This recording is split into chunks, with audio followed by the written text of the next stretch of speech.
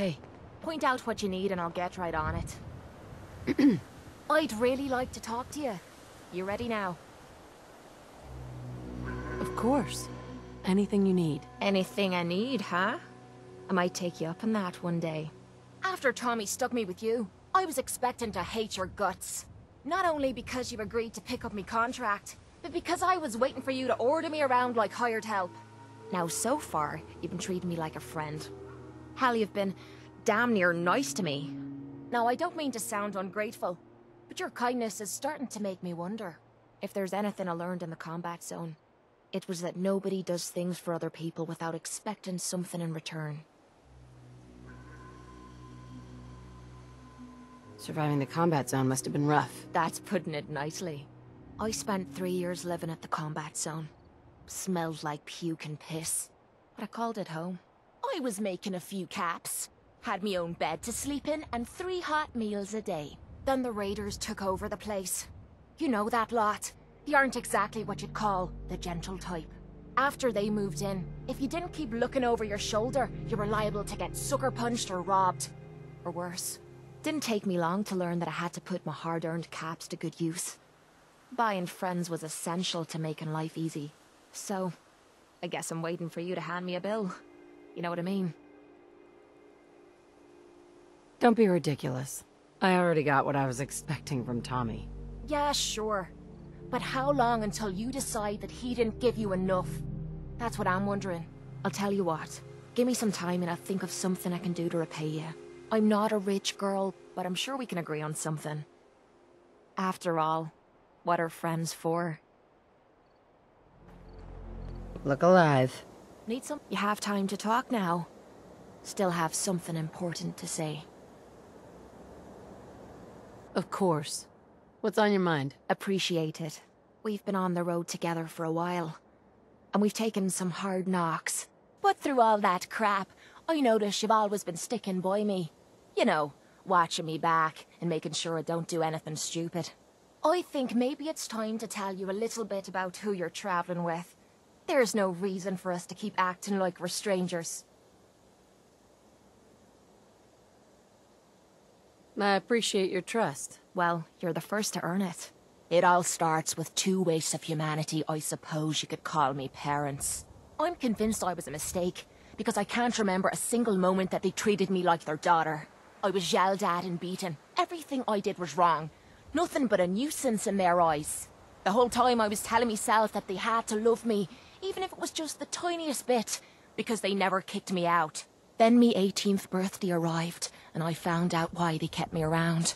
They slapped a shock collar around me neck and sold me to slavers. They didn't even care enough about me to say goodbye. 18 years of suffering through that shite, and all I was worth to them was a pocket full of caps. My God. I'm so sorry. Thanks. But there's more to the story. It would be easy to blame me charming personality on me parents, but they didn't make me this way. I did. I was with those slavers for 5 years. Roughest 5 of me goddamn life. The things they made me do. The way they used me for their amusement. It sickens me to me stomach even thinking about it. But I bided me time and learned to use their own methods against them. Stealing a few caps out of a sleeping man's pocket is a piece of cake. As long as you don't get greedy. I can't even imagine having to go through something like that. You think that's slow? Just wait. The story gets much worse. It took every ounce of patience I had. But after 5 years, I had finally pocketed enough to buy me own way out of there. But instead of heading off to try and repair the shambles of me life, I gave in to me rage and I headed home. You can imagine the look on me parents' faces when I kicked open their door. What you can't imagine is what they looked like after. After I emptied me gun into them.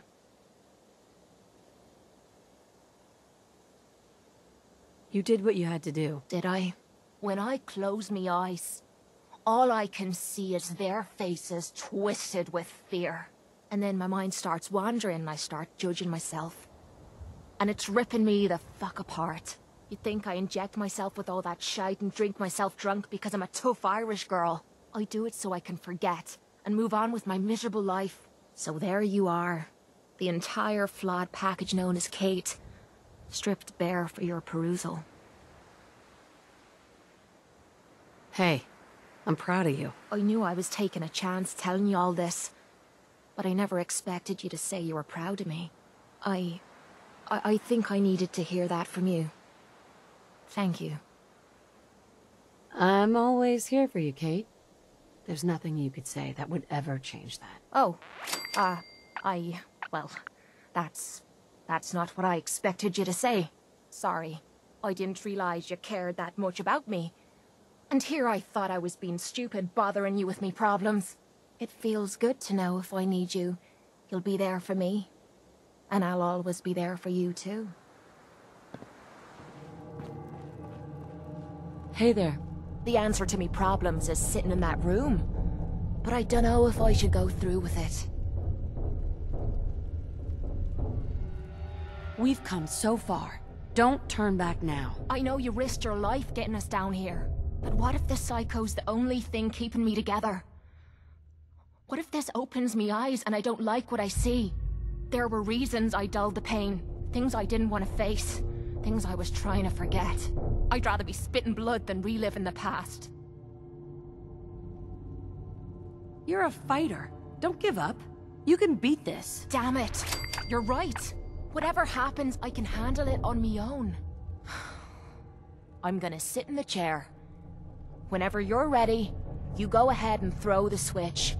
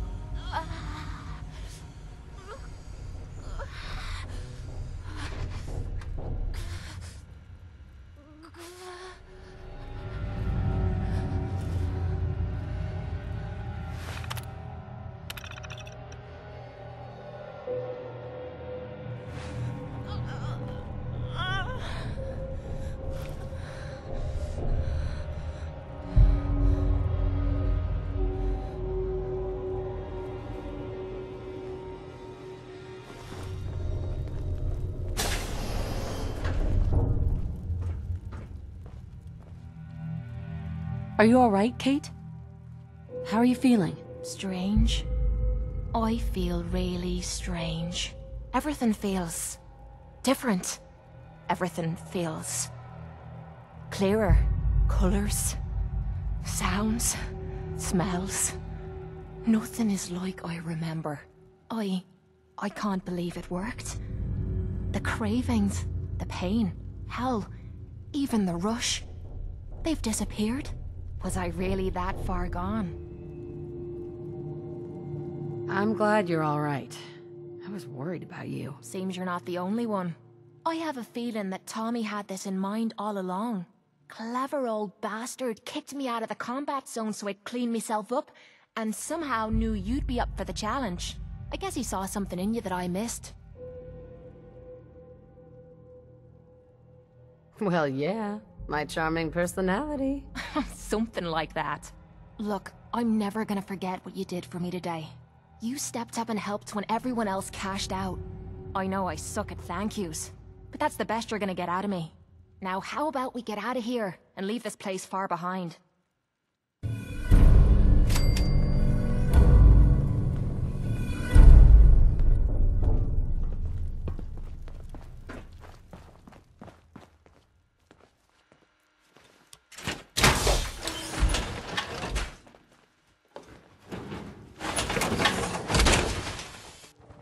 Unless the next bloke we run into is armed with a can opener, I'd say we're good to go. Hey, This better be worth it. What's the matter? how do you feel about us? We're doing pretty good, I'd say. And in this shite hole we call a world, that's really saying something. Nothing else I needed. Sure. Do you What's have up? a minute? I think we should talk.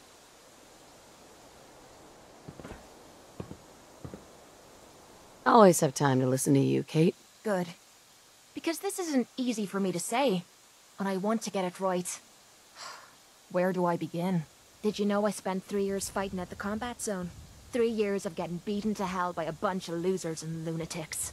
After the matches were over, I'd spit out the blood, stitch me wounds, and do a couple of shots of psycho to keep me going. I fucking hated it. I hated the crowds, I hated the other fighters, and I hated myself. I never understood why I put myself through all that. Until now. It was because I was alone. And I think deep down, I wanted to die. I wanted one of my opponents to crush the life out of me, the easy way out. Well, that's the past. You're not alone anymore. Then maybe you know what I'm trying to say to you. My life's been nothing but one huge failure after another. You've heard all my stories, and you know the prices I've paid.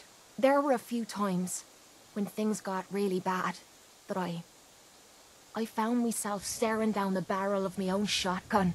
I don't know why I didn't pull the trigger. I guess I was praying that I could find a single decent scrap of humanity in this fucked up world. And then, what you did for me back there at Vault 95, it was like the answer to those prayers. That's the first time in me life I fully depended on someone else, and they didn't let me down. God damn it, I'm making a mess of this. It's all right, Cait. Let it all out. I'll be fine. I just need to be getting to the point. The longer we've been spending time together, the more I'm beginning to realize what you mean to me. And I'm not just talking about you watching me back or sharing a drink together. I mean more than that. Before we met, I'd never let me guard down around anyone. I didn't dare. But with you, I feel like I can let you in and see me for everything that I am. For better or for worse. Look, I can't go back to the way things were before we met. I won't. But what I need you to do is look me in the eyes and tell me you feel something too. Of course I do. I'm in love with you, Cait. You're what? You said you're in love with me. I didn't know. I mean, I felt something between us, but I thought it was something else. Why? Why would you fall in love with someone as screwed up as I am? Because you're special to me, Cait, and I don't think I'd be happier with anyone else. You really mean that? This has to be the first time I put all my cards on the table and didn't end up losing everything. You don't know how much this means to me. To have someone special in my life. I promise you. I mean to make the most of it.